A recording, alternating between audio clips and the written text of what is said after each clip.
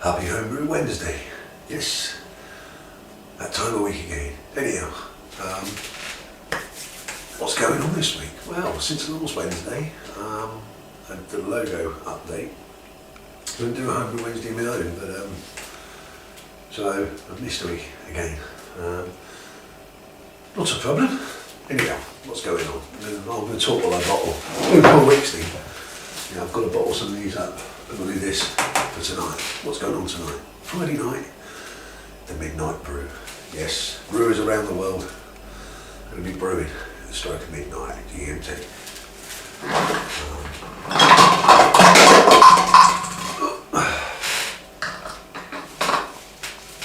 So, this is a Calypso Smash, but this one's made with Marisota.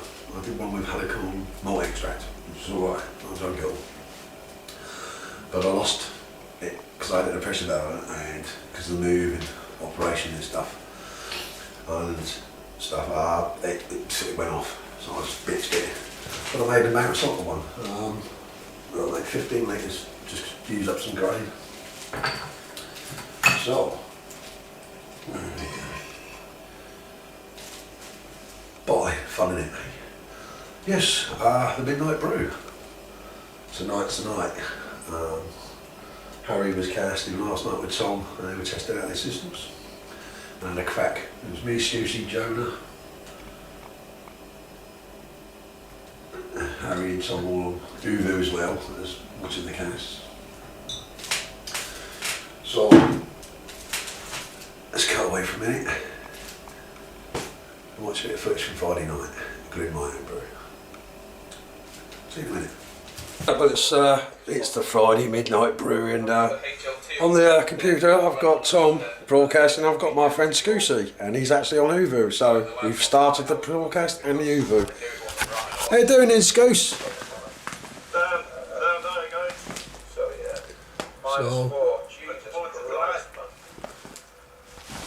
So we've got Kevin, we've got Brett from Newfoundland.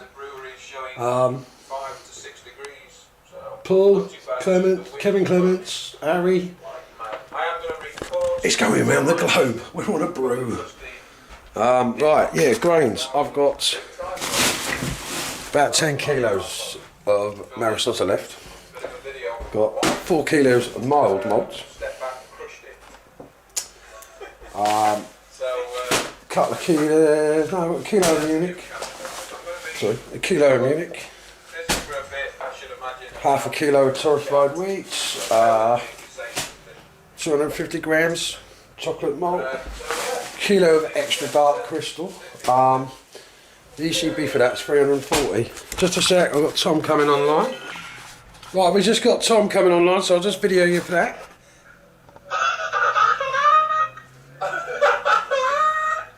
Hold on, I'm just going to turn you. Hold on. I'll just turn your cast down so I can hear you.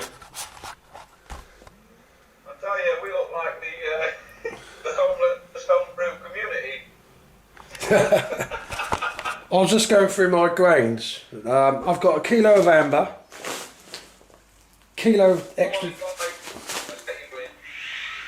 Oh, we've got a Clive, and Clive Norfolk Hillbilly. I think it's 9:45 now. So 4 hours. Yeah, I'm 3 ahead. So. Good getaway. Oh look. Once it goes in, it doesn't come out. Welcome back, Scoosy.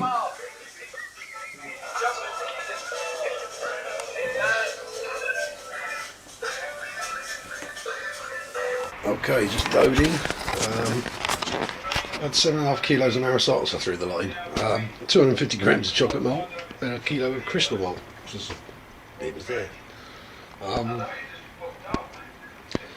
I thought I've got Tony online. I'm just about to talk to him. You can say hello, Tony, or what? I didn't see any brewers, Tony. It's just a pale ale. It'll have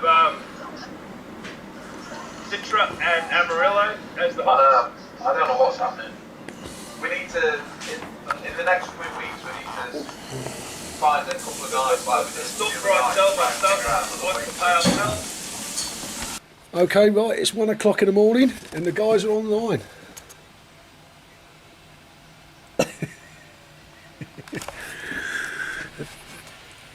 Oh, by the way, beards.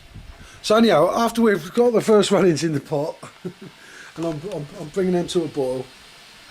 So that's, don't know what hops yet. I've still got some time to work them out. But here you go. See you in a bit. Right, that's the second one's just coming up with a boil. I'm doing a small sparge. Third one, just to top up the kettle. And then I'll get the bowl. And Harry's and everyone else is on Vaughan still. So, say hello to the camera, boys. Oh, it's not going to get too small.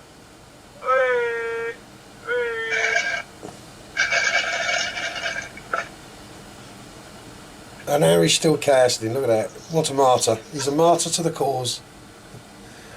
Well, if nothing else, I've been talking to Tiny, and that is great.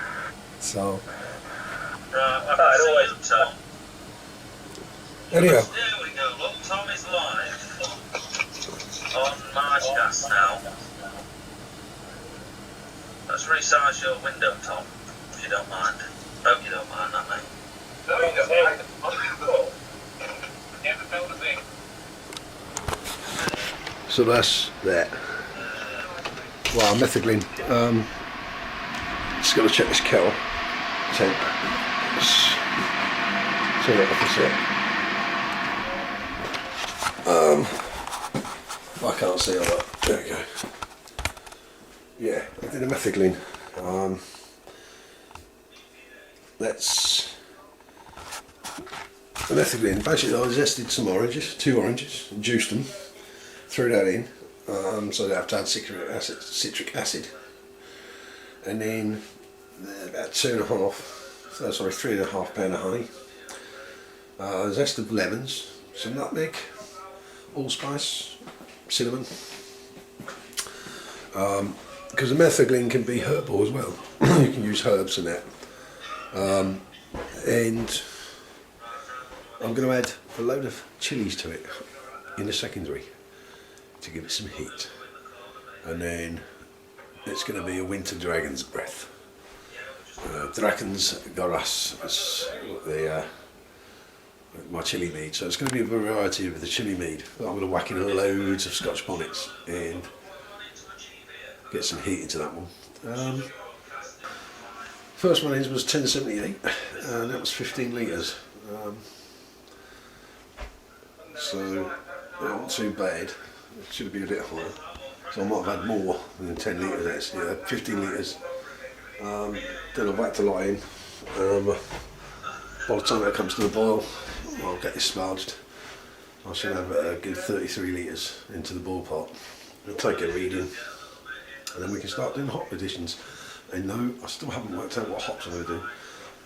Because dark beer, I might put some Brown Cross in it to get some spicy flavour. And I might put the rest of the minstrel in that I've got. Right, okay, I've just chilled down my wort. It's now 19.5 degrees. So I'll be start to draw that off and pitch straight away. And I'm just going to interrupt the guys because we've got Sammy, we got Sam. Oh, we're all going to raise our glass. We got Sam, the thrifty brewer. We got Scoosy, and we got Tiny, who's disappeared behind a bush. We reckon that bush is cannabis, but we won't let him know. So, anyhow, this is going out Homebrew Wednesday. Cheers, boys. And this has been a hell of a fucking midnight brew. Yeah. Cheers. Morning. Oh, what a night. Brilliant. I wrapped up because I had to clean down because I made a mead last night as well as making a brewing, so like the kitchen side was covered in shit because I was doing both at the same time. So by the time I cleaned up and finished, sat down and finished the beer, It was about 6:30 in the morning. Yeah, brilliant night. And the only thing I can say is, when we're doing all these chatting online on Uvu, the chat room, Harry was casting, Tom was casting, the only thing I could say is it was like what the Americans tend to do it. It's like you have a brew day and you have a few mates around and they all got their own gear, own kit. They do like bring their own beer equipment, and you have like a brew day.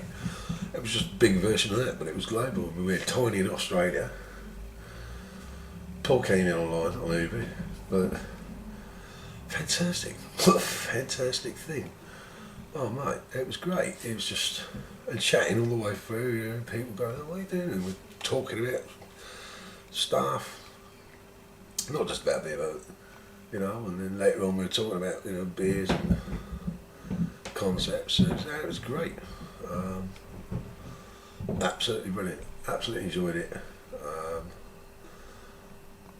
Next time I'll just do the brew, concentrate on that, because the reason I was late is because my grains bill was quite high, so I was rigging the shit out of my grains. I ended up, I think the second sparging ended up 10.15, you know, so yeah, it was good. So the beer I did was a dark beer. As you can see, I don't know what I filmed last night and what I didn't film, and so if I'm repeating and it's jumping around, you have to excuse me. I was tired. We did get the camera out a few times, but didn't do a lot. Basically what I did was I had the Calypso hops, the Minstrel hops, and I added some Bramling Cross, and I thought apple, pear, bit of orange, bit of berry flavour, that'd be alright. And then the Bramling Cross would give it a little bit of spiciness and grassy, piney, grassiness into it. So yeah, you get a nice blend of hop there. If it tastes, I don't think it's bittered enough myself. I was tasting it last night, it didn't taste bitter enough. But I'm not really caring. But yeah, I don't care. I bet it turns out drinkable, but yeah, so that's enough fermenting bubbling away. The mead's bubbling away. Now I've just got to clean the mash tun and the kettle, which I left outside last night.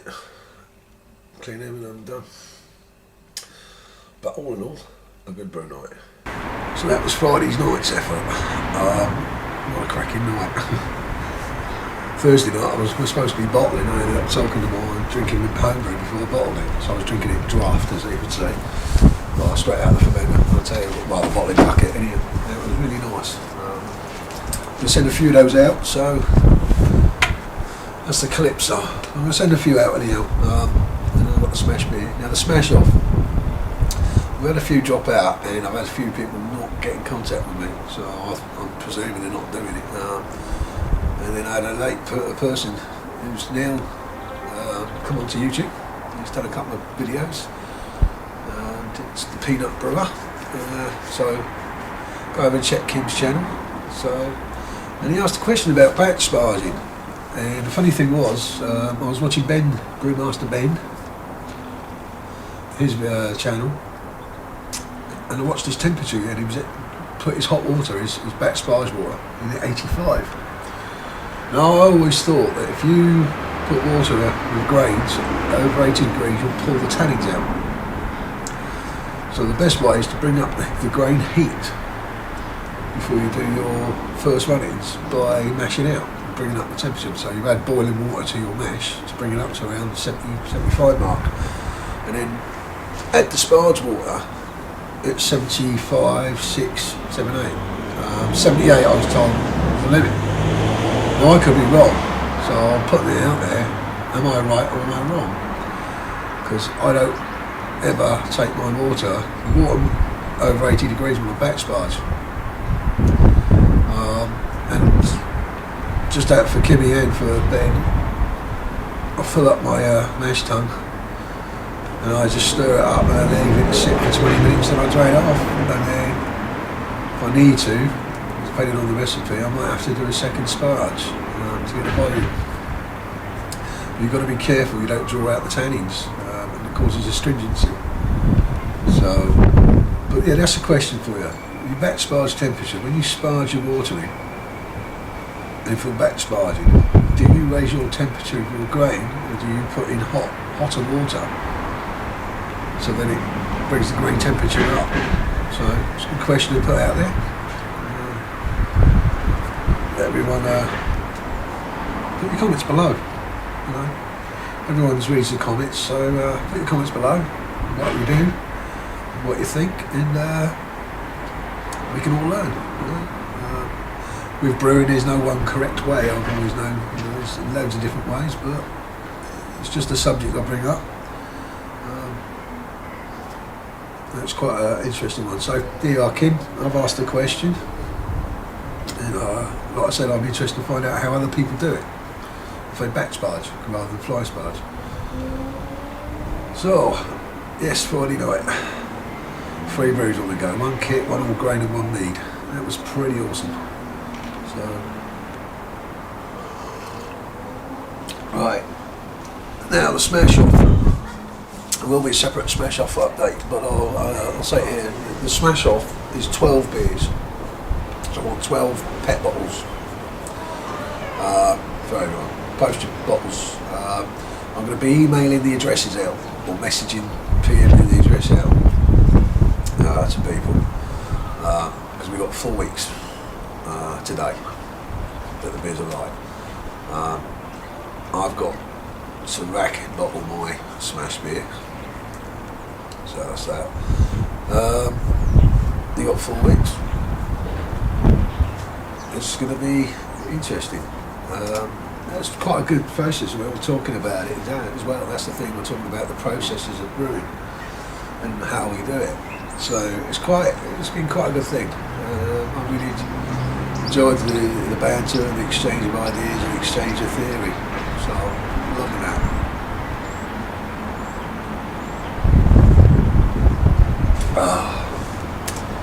Well, yeah, that'd be good.